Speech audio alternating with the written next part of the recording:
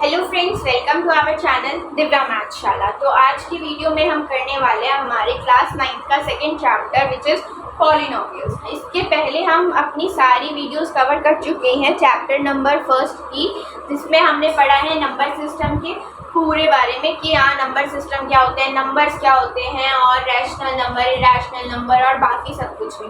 ठीक है, तो आज के वीडियो में हम अपना सेकेंड चैप्टर स्टार्ट करने वाले हैं क्लास 9th का which is polynomial.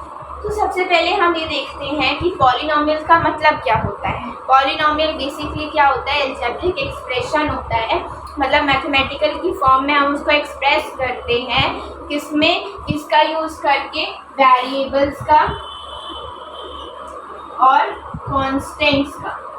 Variable and constants को यूज़ करके जो हम इक्वेशन अलजेब्रिक एक्सप्रेशन बनाते हैं उन्हें हम क्या बोलते हैं, पॉलिनोमियल्स बोलते हैं। अब वेरिएबल्स क्या होते हैं, वेरिएबल जैसे A B C D X Y Z, मतलब जो भी हम यूज़ करते हैं एज अ अल्फ़ाबेट, जो जिसकी वैल्यू हमें फाइंड आउट करनी होती है बेसिकली, तो उसको हम क्या कहते हैं, वेरिएबल्स कहते हैं। वेरिएबल्स का मतलब ही क्या है कि क्या करती है, वैरी करती है, मतलब जिसकी वैल्यू क्या करती है, वैरी करती है, मतलब कांस्टेंट नहीं रहती। अब जैसे मैंने कहा 3 है, अब 3 की वैल्यू क्या है, कांस्टेंट है, इसकी वैल्यू हमेशा 3 ही रहेगी। बट वेरिएबल्स की वैल्यू क्या करती है, वैरी करती है, वो कांस्टेंट नहीं रहती, वो एक जैसी नहीं रहती। कभी x=1 आ सकता है, कभी x=5 भी आ सकता है। अब यहाँ दो वैल्यूज होगी, हम 1 कहेंगे या 5। इसी वजह से हम क्या कहते हैं, वेरिएबल्स क्या होते हैं जिनकी वैल्यू क्या करती है, वेरी करती है अकॉर्डिंग टू सर्कमस्टांसेस जो भी हमें क्वेश्चन में दिए हुए होते हैं। कॉन्स्टेंट्स क्या होते हैं हमारे पास, कॉन्स्टेंट वो नंबर्स होते हैं जिनकी वैल्यू हमेशा कॉन्स्टेंट रहती है। 10 है, 10 को हमें पता है कि 10 ही है, वो 20 नहीं हो सकता, 10 की वैल्यू 20 नहीं हो सकती ना, कांस्टेंट रहेगी वो। ठीक है, तो वेरिएबल्स प्लस कांस्टेंट के सबमिशन को हम क्या कहते हैं, पॉलिनोमियल्स कहते हैं।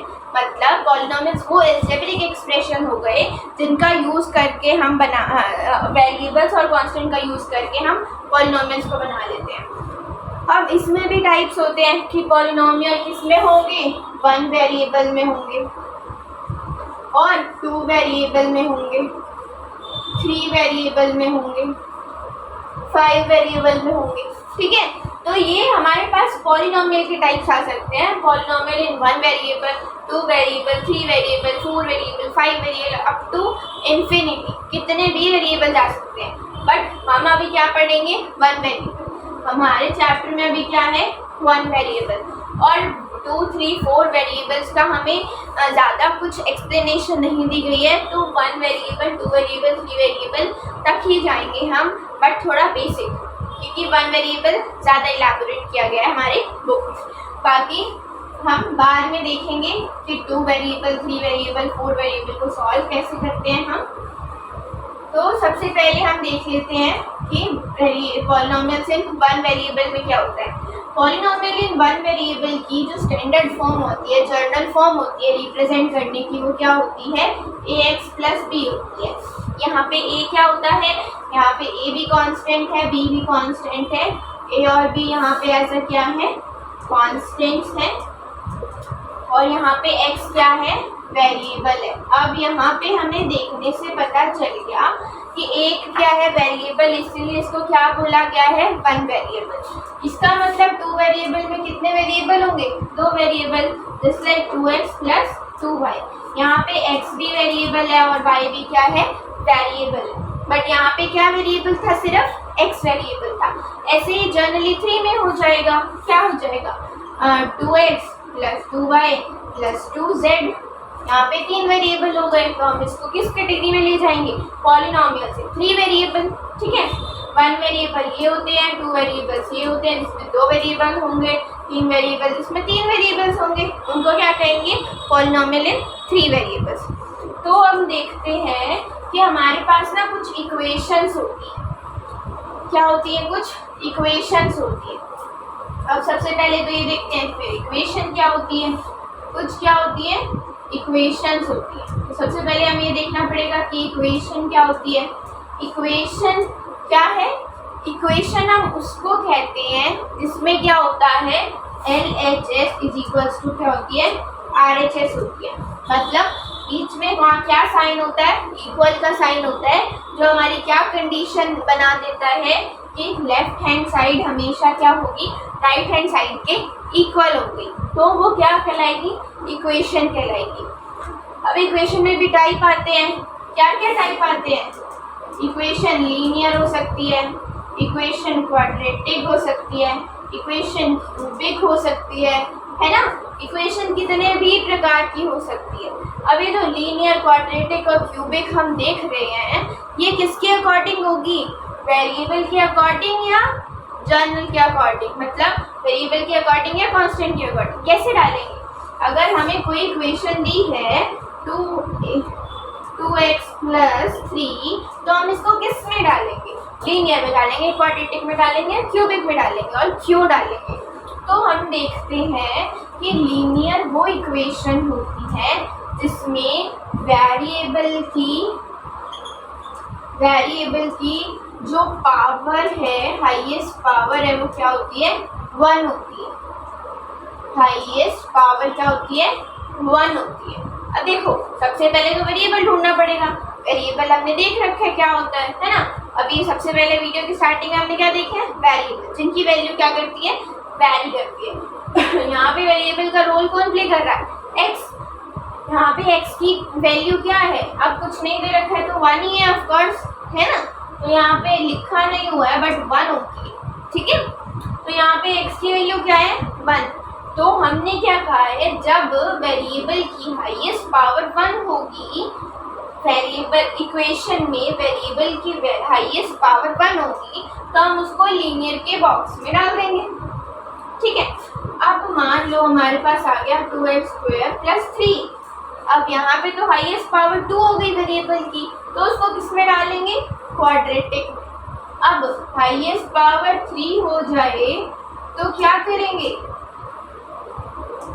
अब देखो आप कहोगे यहाँ पे तो 3 भी है, 2 भी है, 1 भी है, बट हमने क्या बात करी, हाईएस्ट पावर कंपेयर करेंगे। 3, 2, 1 क्या बड़ा है, 3। सबसे हाईएस्ट पावर क्या है, 3। तो हम इसको कौन सी वाली कैटेगरी में डालेंगे, क्यूबिक वाली कैटेगरी में डालेंगे। अभी हमारी बुक में 3 है, linear, quadratic and cubic. Equation समझ आ गई, पॉलिनोमियल समझ आ गए, वेरिएबल समझ आ गया। अभी जो हाईएस्ट डिग्री है ना, इसी के ऊपर ही हमारे फर्स्ट क्वेश्चन आएगा एग्जाम्पल का, क्योंकि क्या दिखाता है फर्स्ट क्वेश्चन हमारा एग्जाम्पल का। फर्स्ट क्वेश्चन हमारा एग्जाम्पल का है x⁵ - x⁵3 + 3, ठीक है। अब ये हमारे पास हमें क्वेश्चन दे रखा है, हम स्ट्रिक्टली एनसीईआरटी फॉलो करेंगे। एनसीईआरटी कंप्लीट होने के बाद हम सैम्पल पेपर और बाकी क्वेश्चंस पे मूव करेंगे। तो यहाँ हमारे पास ये इक्वेशन दी गई है, हमें बताना है कि इसकी हाईएस्ट डिग्री क्या है, हाईएस्ट डिग्री क्या है, ठीक है। हमें बताना है इसकी हाईएस्ट डिग्री क्या है। तो हम कैसे बताएंगे, अब देखो हम सबसे पहले तो किसकी डिग्री देखते हैं, इक्वेशन में वेरिएबल की ही डिग्री देखते हैं। अगर कांस्टेंट की पावर 7 भी होगी ना, फिर भी हम 7 पावर कंसीडर नहीं करेंगे, क्योंकि हमें डिग्री किसकी देखनी होती है, वेरिएबल्स की डिग्री देखनी होती है। यहाँ पे हम वेरिएबल की डिग्री कंसीडर करेंगे हमेशा।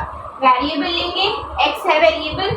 अब सबसे पहले तो मुझे ये बताओ, ये जो इक्वेशन है ये कौन से वेरिएबल में जाएगी, 1 वेरिएबल, 2 वेरिएबल या 3 वेरिएबल। कहने को यहाँ पे x 2 बार है, क्या 2 में जाएगी, नहीं जाएगी।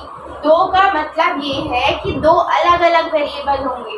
अगर यहाँ x की जगह y होता तो हम इसको 2 वेरिएबल्स में भेज देते, बट यहाँ पे x ही है, तो ये किस में डील कर रहा है, 1 वेरिएबल में डील कर रहा है, ठीक है। अब हम इसकी पावर कंपेयर करेंगे, यहाँ पावर 5 है, यहाँ पावर 4 है, हाईएस्ट पावर कितनी हुई, 5। ये हमारा आंसर हो जाएगा। इसी का ही सेकेंड पार्ट हमें दे रखा है क्या, कि 2 - y² - y³ +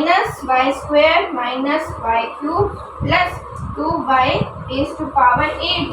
अब देखो यहाँ पे हमें सेम चीज़, एक ही वेरिएबल है ना, y बाय y और कोई दूसरा वेरिएबल शो नहीं कर रहा, तो ये हमारा एक ही वेरिएबल है, तो हम इसको पॉलिनोमियल वन वेरिएबल में डालेंगे और उसके बाद पावर कंपेयर करेंगे। 2 3 8 कौन सी बड़ी है? 8 पावर, हाईएस्ट पावर क्या हो जाएगी? 8 हो जाएगी। ऐसे ही हमारे पास है नेक्स्ट क्वेश्चन विच इज 2। अब हमें सिंपल 2 दिया हुआ है, हमने तो देखा कि हम कांस्टेंट की तो पावर लेते ही नहीं है। अब अगर कांस्टेंट की पावर लेते होते तो हम 1 डाल देते, है ना, बट कांस्टेंट की पावर तो लेते ही नहीं है, हम किसकी पावर लेते हैं? वेरिएबल की पावर लेते हैं। यहाँ पे तो वेरिएबल है ही नहीं। अगर मान लो वेरिएबल नहीं है तो अगर x रेज़ टू पावर 0 क्या होता है? देखो x रेज़ टू पावर 0 होता है हमेशा क्या? 1, ठीक है। अब अगर मैं इस 2 को 1 से मल्टीप्लाई कर दूं तो क्या इस पे कोई फर्क पड़ेगा? नहीं पड़ेगा। सेम चीज़ मैं 1 की जगह x raise to power 0 put कर दूं तो क्या उस पे कोई फर्क पड़ेगा? नहीं पड़ेगा। आंसर तो फिर भी 2 ही आएगा, बट हमें क्या मिल जाएगी? डिग्री मिल जाएगी। अब यहाँ पे क्या होगी? डिग्री 0, ठीक है। वेरिएबल ले लिया, उसकी पावर 0 ले ली। ये मतलब नहीं है कि x रेज़ टू पावर 0 की ही 1 होगी, y रेज़ टू पावर 0 की। मेरा कहने का मतलब है किसी भी वेरिएबल की अगर पावर 0 है, वेरिएबल की पावर 0 है तो उसकी वैल्यू हमेशा 1 होती है, ठीक है। और अगर हमें कोई भी कांस्टेंट नंबर मिल जाता है और उसकी हमें डिग्री बतानी होती है तो हम क्या करते हैं? हम वेरिएबल के साथ, हम कांस्टेंट के साथ कोई भी वेरिएबल डाल देते हैं जिसकी पावर हम 0 लिख देते हैं, क्योंकि उससे कोई फर्क नहीं पड़ने वाला, ठीक है। लेकिन उससे क्या आ जाता है? हमारा आंसर आ जाता है किसका? डिग्री का, ठीक है। तो हमारी इंट्रोडक्शन वीडियो तो यहीं पे ख़त्म होती है। इसके बाद हमारी एक्सरसाइज आ जाएगी 2.1 जो हम नेक्स्ट वीडियो में कवर करेंगे। और तब तक आप हमसे जुड़े रहिए और आगे देखने के लिए प्लीज़ हमारा चैनल सब्सक्राइब ज़रूर कर दीजिए and please hit the bell icon, okay. और अगर आपको कोई भी डाउट है तो आप नीचे कमेंट कर सकते हैं। और अगर आपको ऑनलाइन ट्यूशन्स चाहिए मैथमेटिक्स की ही अप टू 10th 12th तो आप मुझे कांटेक्ट कर सकते हैं। मैं कांटेक्ट नंबर बायो में और अपने वीडियो के लास्ट में शो कर दूँगी, ओके। Thanks for watching.